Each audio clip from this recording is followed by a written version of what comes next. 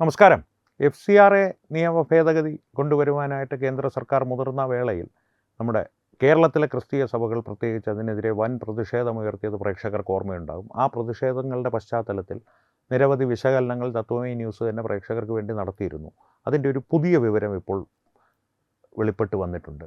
ആ വിവരം എന്താണെന്ന് ചോദിച്ചാൽ, ഇത്തരത്തിലുള്ളൊരു അസ്വസ്ഥത ക്രിസ്ത്യൻ സഭകളെ പൊതുവായി ബാധിക്കുന്നത് എന്തുകൊണ്ടാണ് എന്നുള്ളതിൻ്റെ ഒരു നേർക്കാഴ്ച ഒരു മൈക്ക് മാർക്ക് എന്നുള്ളൊരു വ്യക്തി കഴിഞ്ഞ ദിവസം ബാംഗ്ലൂരിൽ നിന്ന് നമ്മുടെ അന്വേഷണ ഏജൻസികളുടെ NIA പിടിയിലായി. ആ വ്യക്തിയുടെ പക്കൽ നിന്ന് നിരവധി ഡെബിറ്റ് കാർഡുകൾ, ഏതാണ്ട് 24ഓളം വ്യാജ ഡെബിറ്റ് കാർഡുകൾ പിടിച്ചെടുക്കുകയും ആ ഡെബിറ്റ് കാർഡുകളുടെ ഒരു ക്രയവിക്രയ വിവരങ്ങൾ പരിശോധിച്ചപ്പോൾ ബസ്തർ പോലുള്ള ഛത്തീസ്ഗഡിൽ നക്സൽ പ്രവർത്തനങ്ങൾ വ്യാപകമായിട്ടുള്ള ബസ്തർ പോലുള്ള പ്രദേശങ്ങളിൽ ഏതാണ്ട് 60ഓളം ATMകളിൽ നിന്ന് പണമിടപാടുകൾ, പണം പിൻവലിക്കൽ ഈ വ്യക്തി നടത്തിയിട്ടുണ്ട് എന്നുള്ള വിവരം വ്യക്തമായി. ഈ ഡെബിറ്റ് കാർഡുകളുടെ ഒരു സ്രോതസ് അന്വേഷിച്ച് ചെന്നപ്പോൾ തിമോത്തി ഇനിഷ്യേറ്റീവ് എന്നൊരു സംഘടനയിലേക്കാണ് അന്വേഷണം ചെന്നെത്തിയത്. തിമോത്തി ഇനിഷ്യേറ്റീവിൻ്റെ വേരുകൾ ഓടുന്നത് കേരളത്തിലെ പത്തനംതിട്ടയിലാണ്. പത്തനംതിട്ട ആസ്ഥാനമാക്കിയാണ് തിമോത്തി ഇനിഷ്യേറ്റീവ് പ്രവർത്തിക്കുന്നത്.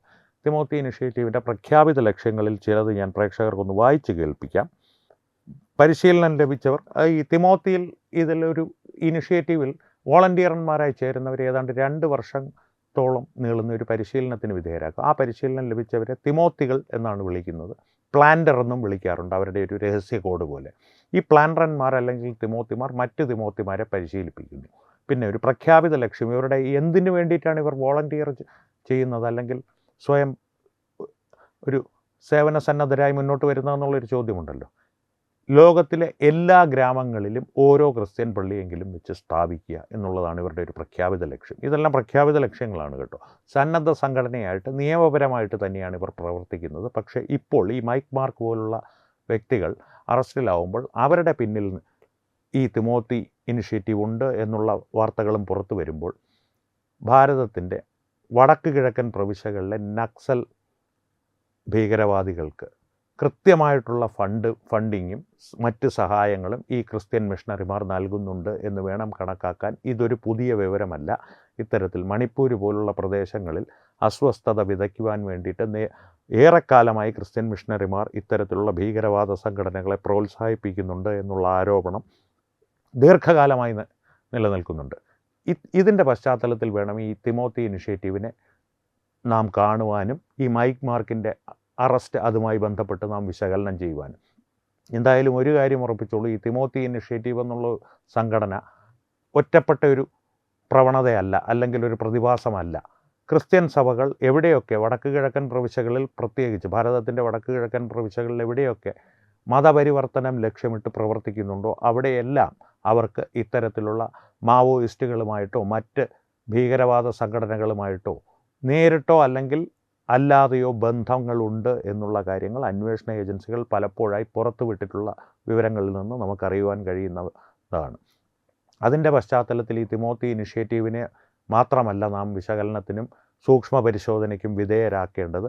പ്രത്യേകിച്ച് ഈ FCRA പോലുള്ള നിയമത്തിൻ്റെ ഇപ്പോൾ കേന്ദ്ര സർക്കാർ ഉദ്ദേശിക്കുന്ന തരത്തിലുള്ള ഒരു ഭേദഗതി വന്നു കഴിഞ്ഞാൽ ഈ ഡെബിറ്റ് കാർഡുകൾ ഉപയോഗിച്ച് ബസ്തർ പോലുള്ള പ്രദേശങ്ങളിൽ പണം പിൻവലിച്ച് നക്സലുകൾക്ക് നൽകുന്നൊരു പരിപാടിയുണ്ടല്ലോ, അതിനൊക്കെയുള്ള സാമ്പത്തിക സ്രോതസ്സ് കൃത്യമായി അടയ്ക്കപ്പെടുമെന്നുള്ളൊരു അസ്വസ്ഥതയാണ് ക്രിസ്ത്യൻ സഭകളെ പിടിച്ചു കുലുക്കുന്നത് എന്ന് സംശയിക്കേണ്ടിയിരിക്കുന്നു. അതുകൊണ്ട് തന്നെയാണ് വളരെ രൂക്ഷമായ ഭാഷയിൽ ഇതിനെ വിമർശിച്ച് ഭരണഘടനയാണ് ഞങ്ങളുടെ നിയമം, കാനോൻ നിയമത്തിനെ പോലും തള്ളിപ്പറഞ്ഞ് ഭരണഘടനയാണ് ഞങ്ങളുടെ നിയമം, ഭരണഘടനയാണ് ഞങ്ങളെ സംരക്ഷിക്കുന്നത്, ഇത് ഭരണഘടനാ വിരുദ്ധമാണ് എന്നുള്ള പ്രസ്താവനകളൊക്കെ ഇറക്കി നിരവധി ബിഷപ്പുമാർ തന്നെ, അല്ലെങ്കിൽ എഴുന്നേറ്റ് നിൽക്കാൻ പരസഹായം വേണ്ടി വരുന്ന ബിഷപ്പുമാർ ഈ ഘട്ടത്തിൽ ചാടി വീണ് ഈ നിയമത്തിനെതിരെ, നിയമ ഭേദഗതിക്കെതിരെ പ്രതിഷേധിക്കുവാൻ രംഗത്ത് വന്നത്. ആ ഒരു വിഷയം കൃത്യമായി പ്രേക്ഷകർ ഓർക്കുക. ഇനി ഈ തിമോത്തി ഇനിഷ്യേറ്റീവുമായി ബന്ധപ്പെട്ട് അറസ്റ്റിലായ ഈ മൈക്ക് മാർക്കിനെ സംബന്ധിച്ചുള്ള കൂടുതൽ വിവരങ്ങൾ ഇതുവരെ അന്വേഷണ ഏജൻസികൾ പുറത്തുവിട്ടിട്ടില്ല. പക്ഷേ അവസാനമായി പുറത്തു വന്ന വിവരം ഞെട്ടിപ്പിക്കുന്നതാണ്. ഏതാണ്ട് 96 കോടി രൂപയോളം വടക്ക് കിഴക്കൻ പ്രവിശ്യകളിൽ മാത്രമായിട്ട് ഇത്തരം മതപരിവർത്തന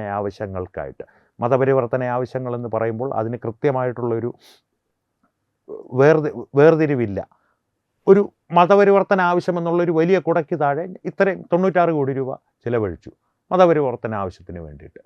പക്ഷേ അതിൽ നല്ലൊരു പങ്കോ അതോ ഏറെക്കുറെ മുഴുവനായി തന്നെയോ ആ 96 കോടി രൂപ നക്സലുകളിലേക്ക് എത്തപ്പെട്ടിട്ടുണ്ട് എന്ന് അന്വേഷണ ഏജൻസികൾ സംശയിക്കുന്നു. അവരുടെ ആയുധ സംഭരണത്തിനും അവരുടെ ഒരു പുനർജീവനത്തിനും വേണ്ടി. പുനർജീവനം എന്ന് പറയുന്നതിൻ്റെ കാര്യം മാവോയിസ്റ്റുകളെ ഏതാണ്ട് പൂർണ്ണമായി തന്നെ കേന്ദ്ര സർക്കാർ ഇല്ലാതാക്കി കഴിഞ്ഞൊരു ഘട്ടത്തിലാണ് ഇപ്പോൾ ബസ്തർ പോലുള്ള വടക്ക് കിഴക്കൻ പ്രവിശ്യകളിലെ നക്സൽ ബാധിത പ്രദേശങ്ങൾ, മുൻ നക്സൽ ബാധിത പ്രദേശങ്ങൾ ഉള്ളത്. അതുകൊണ്ട് തന്നെ അവിടെ ഒരു പുനർജീവനത്തിനുള്ള ശ്രമം ഈ ഒരു സാമ്പത്തിക സ്രോതസ്സിലൂടെ, സാമ്പത്തിക സഹായത്തിലൂടെ നക്സലുകൾ നടത്തുമോ എന്നുള്ളൊരു ആശങ്കയും കേന്ദ്ര രഹസ്യാന്വേഷണ ഏജൻസികൾക്കുണ്ട്. അത്തരത്തിലാണ് അന്വേഷണം മുന്നോട്ട് പോകുന്നത്. എന്തായാലും അന്വേഷണം ഇപ്പോൾ എത്തി നിൽക്കുന്നത് പത്തനംതിട്ടയിൽ തിമോത്തി ഇനിഷ്യേറ്റീവിലാണ്. ഇനി മറ്റേതെങ്കിലും സഭയിലേക്ക് അത് നീളുമോ എന്നുള്ള കാര്യം കാത്തിരുന്ന് കാണേണ്ട ഒരു കാര്യമാണ്. എന്തായാലും കാത്തിരുന്ന് തന്നെ കാണാം. ഏതെങ്കിലുമൊക്കെ ക്ലിഞ്ഞോ ബിഷപ്പൊക്കെ തിഹാർ ജയിലിൽ നമ്മുടെ പോപ്പുലർ ഫ്രണ്ടുകാരുടെ അടുത്ത മുറിയിൽ ഉണ്ട തിന്നുമോ എന്നുള്ളത് വരും ദിവസങ്ങളിൽ നമുക്കറിയുവാൻ സാധിക്കും. അറിയുന്നതിനനുസരിച്ച് നമുക്കതും വിശകലനം ചെയ്യാം. വീണ്ടും കാണാം. നന്ദി, നമസ്കാരം. വിട്ടുവീഴ്ചയില്ലാത്ത നിലപാടുകളുമായി ദേശീയതയുടെയും സമാജത്തിൻ്റെയും ശാക്തീകരണത്തിനു വേണ്ടി തത്വമയിയുടെ ജൈത്രയാത്ര തുടരുകയാണ്. യൂട്യൂബിൽ മാത്രം തത്വമയിക്ക് 10 ലക്ഷം സബ്സ്ക്രൈബേഴ്സിലേക്ക് എത്താൻ ഏതാനും ചുവടുകൾ മാത്രമാണ് ബാക്കി. മറ്റ് സോഷ്യൽ മീഡിയ പ്ലാറ്റ്ഫോമുകളിലും തത്വമയിയുടെ നിറസാന്നിധ്യം തുടരുകയാണ്. ഈ അവസരത്തിൽ ഞങ്ങൾക്ക് നിങ്ങളോടുള്ള അഭ്യർത്ഥന ഞങ്ങളോടൊപ്പം നിൽക്കുക എന്നുള്ളതാണ്.